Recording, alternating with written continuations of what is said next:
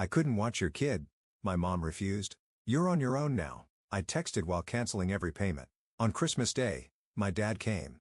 I couldn't watch your kid, my mom refused. You're on your own now, I texted while canceling every payment. On Christmas Day, my dad came. I'm 31. I knew things were bad the moment I saw her expression. My mother, Margaret, was sitting on the couch with Lisa's kids looking healthier than I'd seen her in months. For a woman who was supposedly too frail to watch my daughter, Mia, for a single night, she seemed to be doing just fine with my sister's 3 children. My stomach dropped. Everything froze. The laughter died when they spotted me in the doorway. My mother's face paled for a split second before she recovered, pasting on that smile I'd seen 1,000 times before. Jake, what a surprise. I wasn't expecting you, she chirped, bouncing my nephew on her knee. I couldn't speak. The envelope of cash in my hand, the extra money for utilities I'd brought over, suddenly felt like a lead weight.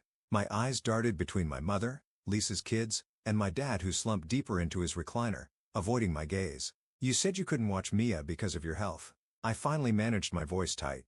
The room went silent. My mother hesitated, but Lisa, always ready with an excuse, jumped to her defense. Too much on her plate, she said. Wouldn't want her to overdo it. My blood pressure spiked. A familiar pressure built behind my eyes. I repeated her words back to her, keeping my voice low. She was literally babysitting right now. My mother sighed, rubbing her temple like I was causing her stress. The irony wasn't lost on me. She explained that it was different, that Lisa needed her help. Raising kids alone isn't easy. The floor disappeared beneath me. 32 years of being second best crystallized in that single moment. I asked her point blank if Lisa, who had never paid a single bill in her life, who mom had bent over backward for since we were kids, needed her more than I did. Silence crashed down around us. My father shifted uncomfortably. Lisa rolled her eyes. And my mother, she just shook her head as if I was being ridiculous. Not like that, she insisted. But it was exactly like that. My jaw clenched tight enough to crack teeth. Everything suddenly made sense. My mother's supposed illness wasn't about health. It was about control. She didn't want to risk me cutting off the money flow, so she lied. She manipulated me.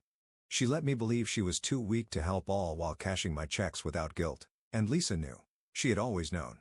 Something inside me snapped. Years of frustration, resentment, and disappointment boiled over. I told them I finally understood. I was never part of this family, not really. Just the backup plan, the safety net, the idiot who kept the lights on while they all lived their lives. My mother gasped dramatically. I cut her off before she could speak. This wasn't fair? No. What wasn't fair was me paying their bills for years while they treated me like an afterthought, believing they actually needed my help when the truth was they just didn't want to do anything for me. My mother was a liar. Lisa leaned forward with that smirk I'd grown to hate. She called me dramatic, claimed mom had to tiptoe around me because I was uptight. I turned to her, my expression carved from stone. I called her pathetic. She let mom coddle her like she was still 15, and she ate it up because it was easier than taking responsibility for her own life. They deserved each other. Without another word, I turned and walked out. My mother called after me. Lisa yelled something snarky. My father remained silent. As always, I didn't stop. I couldn't. My hands trembled on the steering wheel. My throat burned. The drive home passed in a blur of streetlights and traffic signals. By the time I pulled into my driveway, I knew what I had to do. Erin was waiting for me in the kitchen, Mia already asleep upstairs. One look at my face was all it took. She asked me what happened, her voice soft with concern. I told her everything. The babysitting, the lies, the final confirmation of what we'd both suspected for years. She didn't seem surprised. Maybe part of her had always known too. She asked me what I planned to do next. I told her I was done. Just done. That night, I slept better than I had in years. The next morning, I canceled every payment, the rent, the utilities, the car insurance, the grocery deliveries, everything. Then I sent one final text. You're on your own now. Good luck. And I blocked their numbers. What followed was pure chaos. First came the missed calls, dozens of them lighting up my phone like a Christmas tree before I blocked their numbers. Then the emails, urgent, desperate, guilt-laden. When those went unanswered, they started calling Erin. She declined each call with a satisfaction that made me fall in love with her all over again. Finally, Margaret took it public. A long, tearful Facebook post about how her ungrateful son abandoned his poor, sick mother in her time of need. She described in vivid detail how she'd sacrificed everything for me only to be repaid with cruelty. I didn't take the bait. Instead, I wrote my own post without dramatics, just cold, hard truth. I've been paying their bills for years. My mother lied about being sick to avoid babysitting my daughter. She refused to watch my child for one night, but was perfectly fine watching my sister's kids. I was done being used. The reaction was immediate and brutal. Family members I hadn't spoken to in years reached out in support. Friends shared their own stories of toxic family dynamics. Even some of my parents' neighbors chimed in, mentioning how they'd seen my mother gardening or shopping on days she'd claimed to be bedridden. Lisa got the worst of it. Her carefully crafted image as the struggling single mom crumbled under the weight of questions about her spending habits and constant vacations. Then came the final act, a knock at my door 3 days later. Through the peephole, I saw them. Margaret and Frank standing on my porch looking desperate. My father's face was haggard. My mother's eyes were red-rimmed, though I wondered if the tears were genuine or just another performance. I hesitated, my hand on the doorknob. Part of me wanted to ignore them, to let them stand there until they gave up and left. But another part, the part that still hadn't completely let go, wanted to hear what they had to say. I opened the door but remained in the doorway, blocking their entrance. My mother began immediately. Her voice broke as she pleaded for us to talk, reminding me they were my parents. I told them to talk, not moving from my position. My father cleared his throat. "Son, your mother is devastated. We both are. We never meant to hurt you. You didn't mean for me to find out," I corrected him. "There's a difference." My mother reached for my arm, but I stepped back. "Sweetheart, I know you're upset, but cutting us off like this, it's cruel. We can't make our rent this month. The electric company is threatening to shut off our power. Is that what you want? Your parents living in the dark." The guilt trip was so predictable, so transparent that I almost laughed. "You have options," I said calmly. "Dad can get a job. You can downsize to a smaller place. Lisa can finally start contributing. Or you can keep playing these games and see where that gets you." My mother's expression hardened. "After everything we've done for you, this is how you repay us, by throwing us out on the street. What exactly have you done for me, Mom? Name one thing from the past decade that wasn't about what I could do for you." Silence. My father looked away. My mother's mouth opened and closed, but no words came out. That was what I thought I told them. They had made their choice. Now they could live with it. I shut the door. For the first time in my life, I was truly free. No more guilt. No more manipulation. No more chasing love that was never really there, and it felt damn good. The next few weeks were surprisingly peaceful.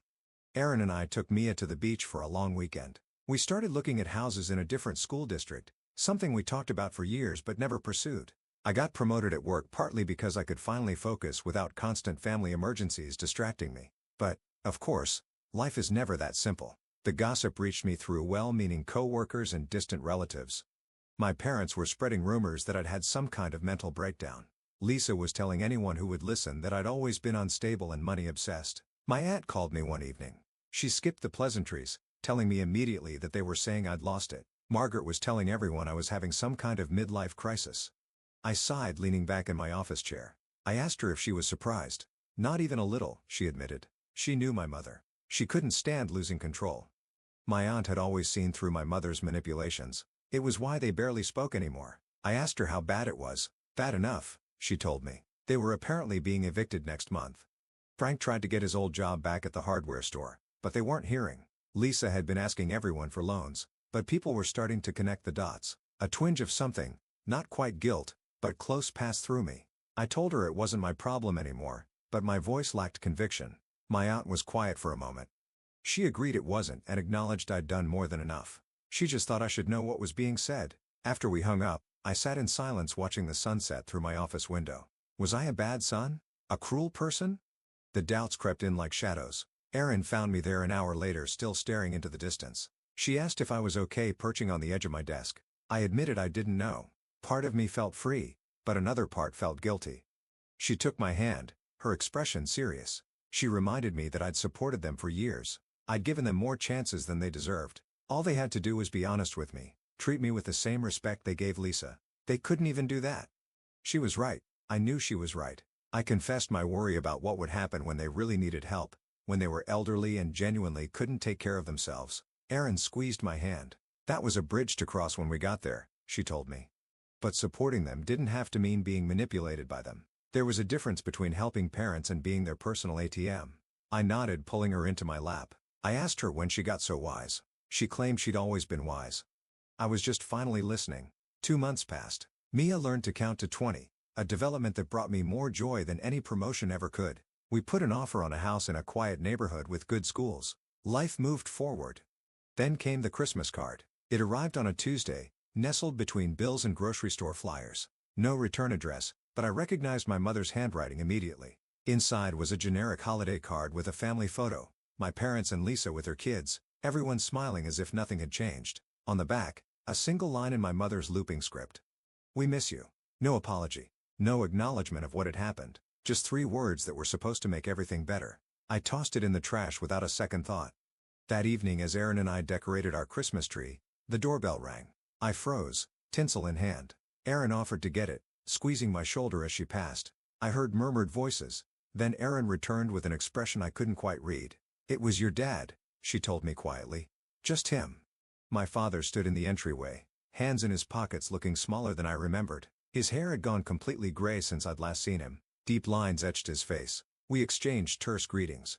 I asked him what he was doing here.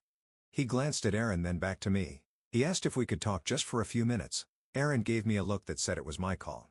I nodded, and she took Mia upstairs for her bath, leaving us alone. I gestured toward the living room, and we sat on opposite ends of the couch, the partially decorated Christmas tree blinking between us. "Your mother doesn't know I'm here," he began, staring at his hands. "She'd be furious if she found out that got my attention. So why are you?" He took a deep breath. "Because I owe you an apology, a real one, not whatever manipulative nonsense your mother's been trying." I didn't respond. I'd heard too many hollow apologies over the years. He continued, his voice rough. He had failed me not just recently, but my whole life. He stood by while my mother favored Lisa. He watched her take advantage of my generosity without saying a word. He let it happen. The raw honesty in his voice caught me off guard. I asked him why he never stepped in. He rubbed his face, suddenly looking every bit his 68. He confessed he was a coward. It was easier to let her have her way than to fight about it. Easier to stay quiet than stand up for what was right. He didn't expect forgiveness. He wouldn't in my shoes, but he needed me to know that I was right to walk away, and he was proud of me for having the courage he never did. Something tight in my chest loosened slightly. I asked him what would happen now. They were moving in with Lisa, he told me with a grimace. My mother's idea, not his. The irony was Lisa wasn't happy about it either. Turns out she didn't actually want to take care of them. Who'd have thought? Despite everything, I felt a small smile tug at my lips. Shocking. I deadpanned. For the first time in months, my father smiled too. A sad, tired smile, but genuine. He said he should go. My mother would be wondering where he was. I walked him to the door, uncertain what to say. He paused on the threshold, turning back. "Merry Christmas, son. That's a beautiful little girl you've got. You're a better father than I ever was." Before I could respond, he was gone, trudging through the light snow back to his car. I closed the door, leaning against it, oddly shaken. I hadn't expected him to acknowledge his failures, let alone apologize for them. It didn't erase the past, but it was something. Erin found me still standing there minutes later. She asked if I was okay. "Yeah," I said, surprising myself by meaning it. "I think I am." That night as we finished decorating the tree, I thought about family, not the one I was born into, but the one I'd chosen. Erin, who loved me without conditions. Mia, who looked at me like I hung the moon. Even my friends and co-workers who'd stood by me through everything. They were my real family. Not perfect, but real. We moved into our new house, a modest 4-bedroom with a backyard big enough for a swing set. Mia turned 3, celebrating with a dinosaur-themed party that left our kitchen covered in green frosting for days. I heard from my father occasionally, brief, awkward phone calls that neither of us quite knew how to navigate. My mother still refused to apologize, telling anyone who would listen that I was the one who needed to make amends. Lisa had apparently kicked them out after 2 months, unable to handle their constant demands. They were now renting a small apartment on a fixed income. Part of me felt vindicated. They were finally facing the consequences of their actions. But another part felt sad, not for them exactly, but for what could have been, for the relationships we might have had if things had been different. One sunny Saturday, as I pushed Mia on her new swing set, my phone buzzed with a text from an unknown number. "It's Lisa. Can we talk?" I stared at the screen, unsure how to respond. My sister and I hadn't spoken since that day at our parents' house. What could she possibly have to say now? Curiosity won out. "When and where?" I replied. "We met at a coffee shop the following Monday during my lunch break." Lisa was already there when I arrived, looking different than I remembered. Less polished, more real. She thanked me for coming. I asked her directly what she wanted. She wrapped her hands around her coffee mug, avoiding my eyes. She owed me an apology. She finally admitted. She'd been awful to me. I raised an eyebrow, waiting. She explained how she thought it would be fine when our parents moved in with her. She figured they'd help with the kids, maybe pitch in with bills, but they just expected everything. Mom complained about her cooking, her parenting, her housekeeping. Dad sat around watching TV all day. Sounds familiar, I remarked dryly. She nodded, looking chagrined. For the first time, she understood what I'd been dealing with. It was exhausting. After 2 months, she couldn't take it anymore. I noted that she'd kicked them out. She had to, she insisted. They were driving her crazy. I leaned back studying my sister's face. There was something different in her expression, a humility I'd never seen before. I asked her why she was telling me this. She sighed, meeting my eyes properly. She admitted I was right about everything. Mom did favor her. She did take advantage. She let me carry the burden alone because it was easier than admitting how messed up everything was, and she was sorry, truly. I wasn't sure what I'd expected from this meeting, but it wasn't this. Lisa had never apologized to me, not once in 32 years. I told her I appreciated that, but one apology didn't erase decades of behavior. She quickly agreed. She wasn't asking for forgiveness. She just needed me to know that she saw it now, what they did to me, what she did. She was trying to be better for her kids. Something in her words struck a chord. For my kids, despite everything, Lisa was a mother trying to break the cycle. I asked if she was still in touch with them. Sometimes, she said.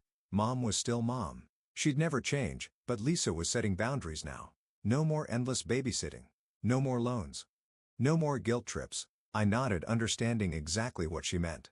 I asked about her kids, surprising myself with the question. Lisa smiled, some of her tension visibly easing. They were good, she told me. Busy. Jack had started kindergarten.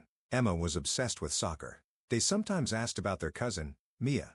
An awkward silence fell between us. 32 years of complicated history couldn't be resolved in a single coffee meeting. I finally told her that I couldn't promise we'd ever be close. There was too much water under that bridge, but maybe we could start over, as adults, without all the baggage. Lisa nodded, eyes suspiciously bright. She'd like that, she said softly. We talked for another 20 minutes, careful neutral topics. Her job, my new house, the weather. It wasn't much, but it was a beginning. As we were leaving, she turned to me. She thanked me again for meeting her and for standing up to them. If I hadn't, she wasn't sure she ever would have seen the truth. I nodded, not quite ready to say you're welcome, but acknowledging her words. Walking back to my office, I felt lighter somehow. Not because everything was fixed, it wasn't and might never be, but because I'd finally broken free of the patterns that had defined my life for so long. I wasn't the family ATM anymore. I wasn't the forgotten son, the reliable one who never got the recognition he deserved. I was just Jake, husband, father, and man finally living on his own terms. That night, as I tucked Mia into bed, she looked up at me with her mother's eyes. Daddy, she said sleepily, are you happy? I kissed her forehead, breathing in the sweet scent of her shampoo. Yes, sweetheart, I said. I'm very happy. And for the first time and as long as I could remember, it was completely true.